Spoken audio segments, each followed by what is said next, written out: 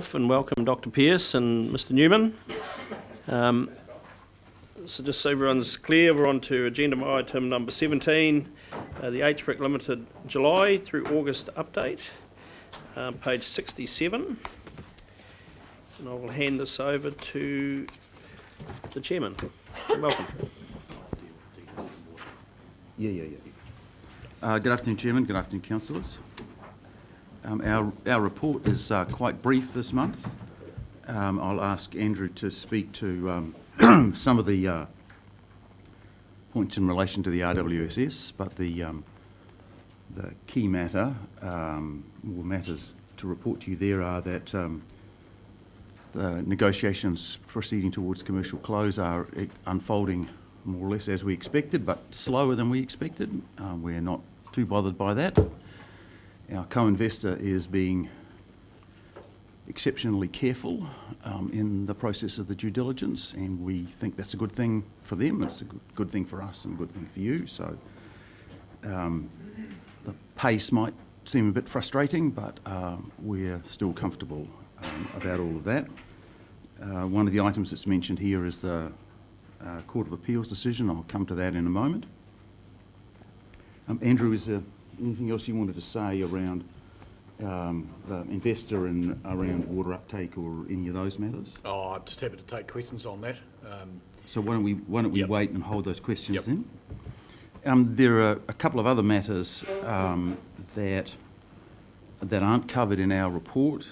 One of them simply because we did it later than this report, and the other which is an omission, and I apologise for that. We made a submission, HBRIC made a submission on the Local Government Amendment Act. It happened in July, towards the end of July, while I was away overseas, and didn't get into the previous report. The purpose of that submission is pretty brief. The Local Government Amendment Act introduces a new class of council-controlled organisations called substantive council-controlled organisations. And there seems to be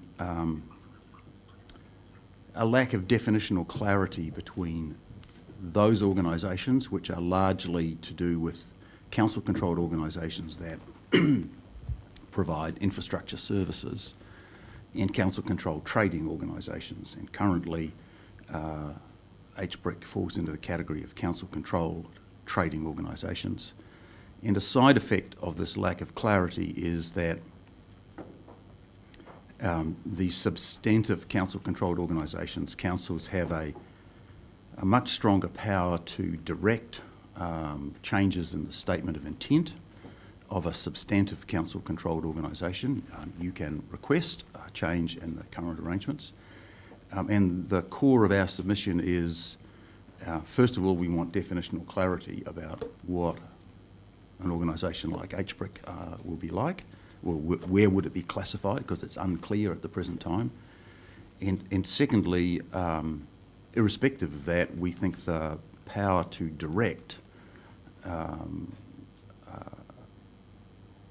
content of the statement of intent is unhelpful. It's unhelpful for us because it makes it possible for a council then to direct HBRIC in a way where HBRIC might have to act in a manner inconsistent with the director's duties. And if that situation were to arise, then probably your directors would resign. And in any case, in giving such a direction for a council-controlled trading organisation in the form of a limited liability company like us, then councillors would become, and possibly council itself, would become deemed directors, which is not something that we think councillors would want either. So this is a definitional matter. Other council-controlled trading organisations and holding companies like us have made similar submissions on this bill. It's an enormous bill. This is a very minor piece of it. We'll provide a copy of that submission to the Interim Chief Executive. I think it's uncontroversial, but I apologise for the fact that we didn't talk about this in our last report when I wasn't here. The second matter is a letter from me to your chairman requesting, consistent with the letter written to us on the 30th of June in relation to appointments of directors to the general partner of the Ruataniwha Water Limited Partnership. You asked us to make sure, or use our best endeavours, that the shareholders' agreement would ensure that there would be a suitably environmentally knowledgeable person as one of the independent directors. We haven't completely finalised that shareholder agreement, but I don't believe there was any reason why that won't come about, and we are in the process of commencing a selection process for those directors, and we have asked you to provide us with a suitable nominee. My letter said that we would like that from you by the 9th of September, and I probably wasn't thinking terribly straight when I said Friday the 9th of September, because it kind of falls out of the cycle of any of your meetings. And it would be fine from our perspective if your response to us was to be delayed until after your mid-September committee meeting, and that would give you a bit more time for whatever process that you want to run for identifying a nominee. Perhaps, Mr Chairman, if I could provide some clarity to Dr Pearce.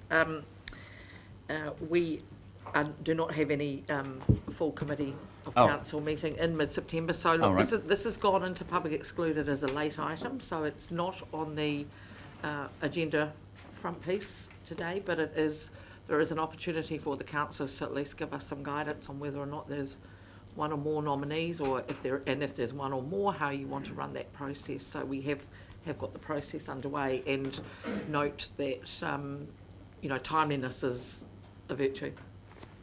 Okay. Thanks for that clarification. Even so, if you needed to go a bit beyond the date of the 9th, that won't be a problem. The end of the month probably would become a problem. If you bear in mind that we'll be fine towards the middle of the month, that would be helpful. Thank you.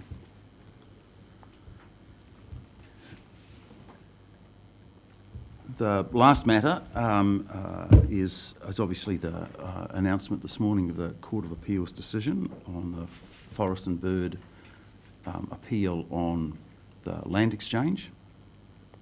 The outcome of that decision is that the Director General of the Department has been directed by the court to reconsider the revocation step of that process. So that's a court order, essentially. The department has to go back and reconsider that piece, that step of the process, in the light of the rest of the terms of the judgment and the reasoning of the judgment. We have made arrangements for us to meet with the Director General in pretty short order to discuss with him. So, what is the process for doing that? How long will it take? And that's the state of play. So, happy to take questions. Thank you, Councillor Belford. Just in your report itself, under the RWSS part, could you just elaborate a bit on what the meaning is of that last bullet where it says, provided the construction risk issues are adequately addressed to all investors' satisfaction? What's the subject of discussion there? So I'll hand over to Andrew, but there's a word really missing in that sentence. Probably it should say construction risk allocation issues. So who bears which risks in the construction? But Andrew, I'll hand over to you. Oh, pretty simple, really. So in the design and construct process, the constructor under the contractual form carries geotechnical risk, climatic risk, timing risk, those sorts of issues. And dam consenting risk, etc. Or the Building Act risk. So in essence, what we and our co-investors are in the middle of is a detailed examination of the underlying financials of all of the parties, just to make sure that we've got those issues covered both through the build period, post the build period, and what we call the defects liability period, and then up to year 10. That's what's going on now. So that doesn't imply any shifting of what we've previously been told of us bearing no risk? No, it's precisely the same risk allocation process that we've indicated for a number of years. What we're making sure of is that in that risk allocation process, the risk is allocated in such a manner as that we've got absolutely belts and braces issues covered, including having a deep look at all of those issues around those parties that are taking that risk.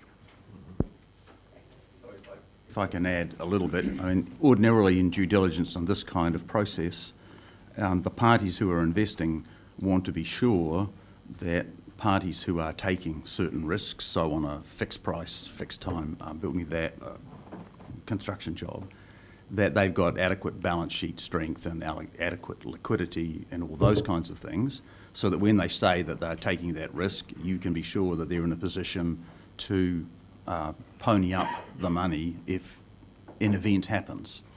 And so in that process, all the parties get to look at one another's detailed financials, and that's what this process is about. Councillor Bevan. Are you able to give us an update on water sales? Happy to do that. So as of today, the first point I'll make is we are not pursuing water sales right now. We are waiting on a number of key issues to be bolted down, including the final DD of the investment consortium, et cetera. So when we communicate with the farming community around further water sales, we're doing it on the basis of a fair degree of clarity about who's who, what the objective is, et cetera. Having said that, if you wanted to look at rather water use agreements sitting in the system today, we're at 45.6, and in addition to that, though, we have also, as part of the whole D&C process, and particularly the detailed design process that was associated with the construction price and offer produced on the 30th of June, we have a detailed distribution network which is down to pipes, pipe location, pipe capacity, remaining water to be sold, and properties that are in that frame and properties that are out of it. So I guess why I identify that point is that for properties that are not served by that distribution network, there's a pretty good chance they'll never be served unless they pay for the capex to get a pipe extended to their farm boundary. And we're no longer discussing whether we're selling 50 million cubic metres of water as spare capacity. We will be discussing with those farm owners and irrigators how much water is left in the pipe at what flow rate. So it's becoming a much more precise conversation. So when we go with that process, we've already ground tested that with a core reference group. Put it this way, there'll be a real feel for scarcity of availability of water because it'll be down to a pipe. So if you're asking both HBRIC, our co-investors, as to whether they're concerned about the uptake curve, we're not. When you said 45.6, is that contracted water sales, or is it contracted water sales plus people who are pens? No, it's contracted. 45.6 contracted. Not including Not including the regional all councils. options, Yeah. or councils or anything like that.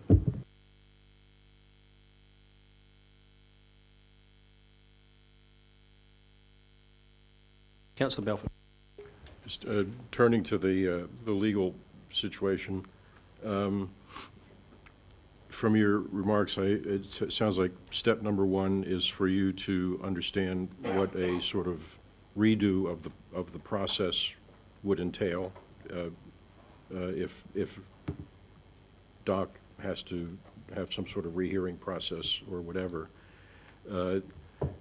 You've also discussed in the past, though, and I don't expect you to say much about this, but I just want to be clear in terms of a addition I'm going to recommend to this, accepting this report. One option, I suppose, would be to challenge the decision legally, and another would be to look into some other avenue of securing the land. So I assume, are you ruling those options out? Are you they still part of the quiver? What can you say about that? There are always alternatives. I'm sorry? There are always alternatives. Follow-up question on that. Given that the Court of Appeal, I haven't read the judgment, as you describe it, has ordered the Director General of the department to go through the process, how long do you expect in the normal course of events for that to take? And will this interrupt your plan to come back to Council at the end of September with a final recommendation? So I haven't fully digested the decision. I've had interim legal advice. It is clear that the court has directed the department to go back and redo one of 3 steps of the decision-making process. I don't have any idea how long that will take. I won't have any idea how long that will take until we've talked to the Department of Conservation, so you're asking me to speculate, which I'm not willing to do. Okay, I did invite you, yes I did. Was it polite invitation? I just have to test. Okay, any other questions around the matters currently here, and we'll get on to the financials shortly. Councillor Scott? Just on the process, is this the end of the road for appeals? My understanding is that if this process goes back and a decision is made, there's probably no opportunity to re-appeal it. But I can't be absolutely certain about that. That's usually what happens when you get referred back to redo things. As long as you do it in the fashion that's directed by the decision. But again, till we see our final legal advice, I don't have an absolutely definitive view on that.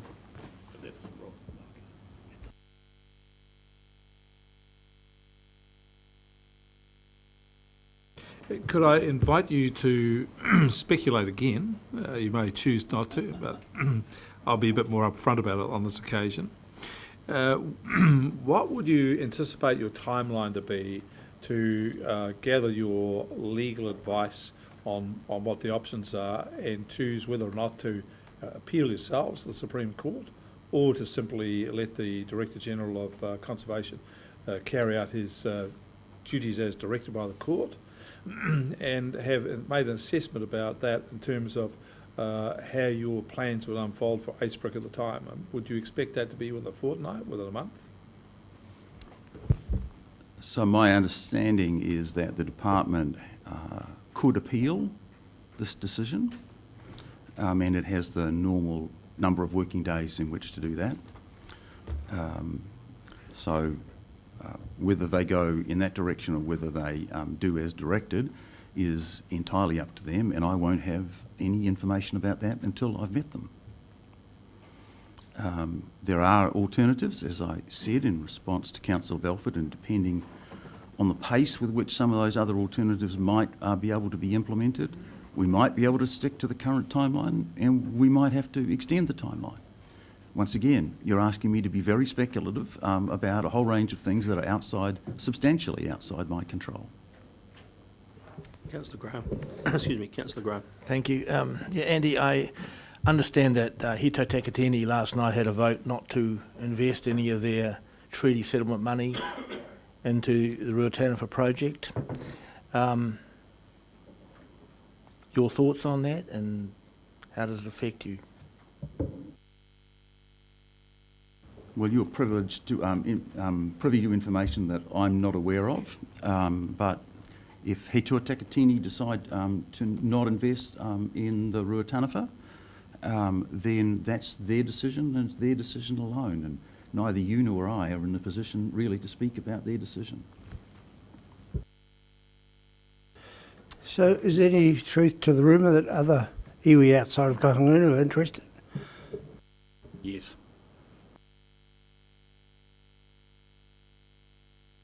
A question, Mr. Moe, can you confirm the rumour? I can neither confirm or deny.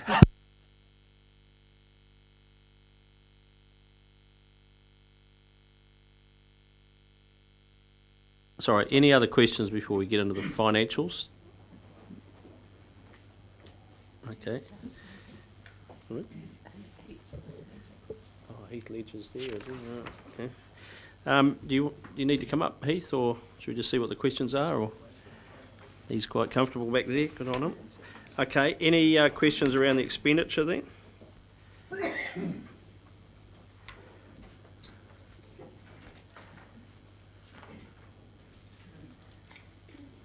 Councillor Belford. Yeah, just the last item above, additional borrowing in our agenda on page 70, 212 other consultants. It seems like a large, not otherwise described number.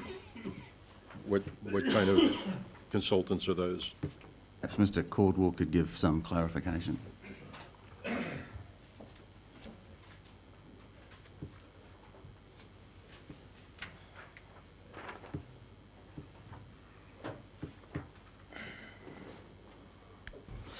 The majority of that expenditure relates to financial advisory fees, which is a fee for meeting a target as set out in the contract with our financial advisors. So that's 200,000 of that 212,000.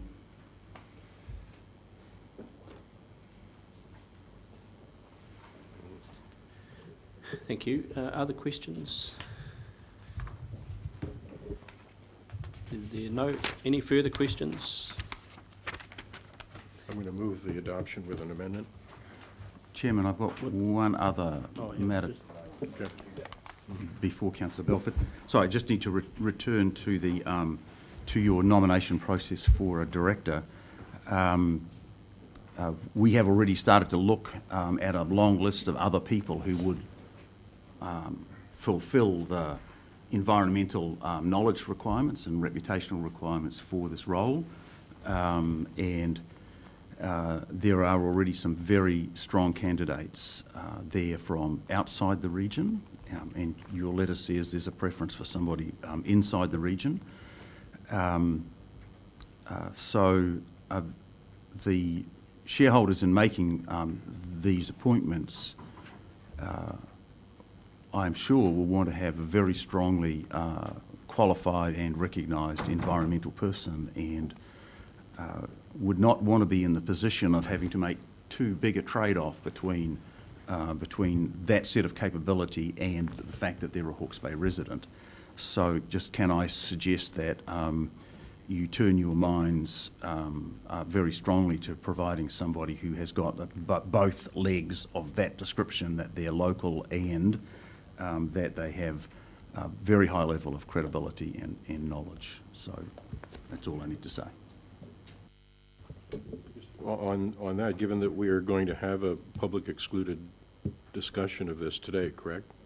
Is there any possibility of us seeing your list that might help speed our discussions along, or otherwise inform our discussions today? It's not, our list isn't complete, and we're still only in the process of discussion with our other shareholder, both about content and process, so I'm not in a position to tell you who they are, but what I can do is say that some of them are extremely highly qualified.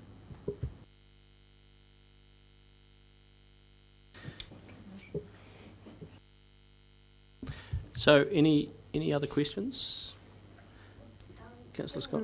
The comments that's just been made by Dr. Pearce, you are quite sure we cannot wait until our next meeting at the end of the month? If we actually did not make a decision today but took some time to consider how we would make that decision, you would see the necessity of a special meeting by somewhere around the middle of the month.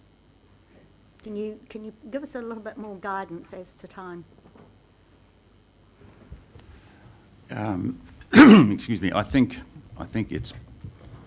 it's possible that we could wait until the end of the month. It would be possible, I imagine, to form the general partner without all of its directors being appointed. But I think it would be unhelpful if we had to wait until then. And I imagine that you can do some kind of process over the course of the next couple of weeks that would get you where you need to be. Could I just perhaps add, and although I did respond earlier by saying there are no more council committee or committee meetings of council, full council in this term, there is a scheduled meeting on Monday the 19th of September to consider submissions on our CCTO establishment proposal. So it's possible that if the time is needed, then you will be able to get a council decision that day. So that would be Monday the 19th of September, which would be, I'm assuming, preferable to Wednesday the 28th. Definitely. Could I just make another observation? I thought we do have a conclave on the 5th and 6th. Yeah, There is a council meeting on the 6th, that's correct. Yeah, so there's a gathering of the tribes. So we could talk about it then. I guess it just gives options when we discuss this in public So- excluded. Yeah. Yeah. Okay, further questions? I'm just trying to get my head around, you want to move it with an amendment or with an addition, is that what I'm hearing? Number two. Just wonder whether for process, whether I'm happy to move, and you're happy to second, I'll waive my right to speak. You wish to speak? Okay, so now move your... So I move to accept the report as in number 1, I think, is what it says. And then to add a new number 2. I'm sorry.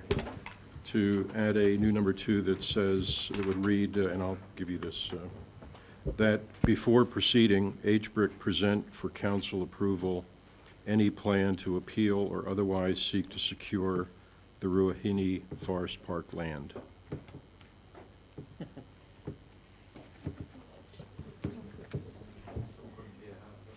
Repeat that, sorry? That before proceeding, HBRIC present for council approval any plan to appeal or otherwise seek to secure the Ruahine Forest Park land. Just for my help, before proceeding, meaning proceeding in such an appeal, you mean? Yeah, with such action, yeah, before proceeding with further action. That's what you mean by that, Yeah, okay. yeah. Someone want to second that? Sure. Wish to second that? Wish to speak? So my concern here is that to many in the community, this decision that has been rendered will be seen as a vindication of Forest and Bird's position that this land swap was not only procedurally questionable, but substantively as well. We might understandably take the position that no, this is just a procedural setback, but I don't think this a agent of this council should be in the posture of looking at other measures to secure this land without our express approval. We're an environmental organization. If we feel we have some overriding purpose or whatever to achieve by using other stratagems to basically, let's say, thwart this decision, then I think that's a decision that we should make a explicit decision about as councillors. So without any further rhetoric, that's what the amendment is intended to ensure. We have a say in how we pursue this further. Thank you. Seconder? Other speakers? Councillor Bevan. Thank you, Chair. I'll speak in favour of this. It's not the matters that Councillor Belford's raised, but simply the fact that I don't think a council-controlled organisation should take any court action and effectively be spending the council's money without authorisation from the council to do so. I'll speak against it. I'm not sure where everyone else has been, but what have they been doing for the last 2 or 3 years? Order. they are in this process, and they will do what they need to do. Chairman, if we start making decisions, directing them, I think we're placing ourselves in the realm of being deemed directors, and I do wonder then why have we got HBRIC.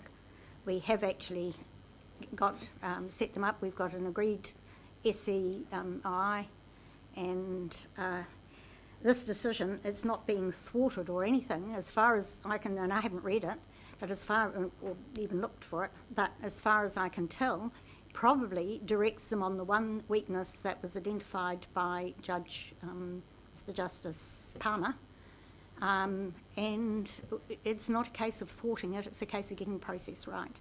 So I really could not support this decision on instructing HBRIC how they should proceed.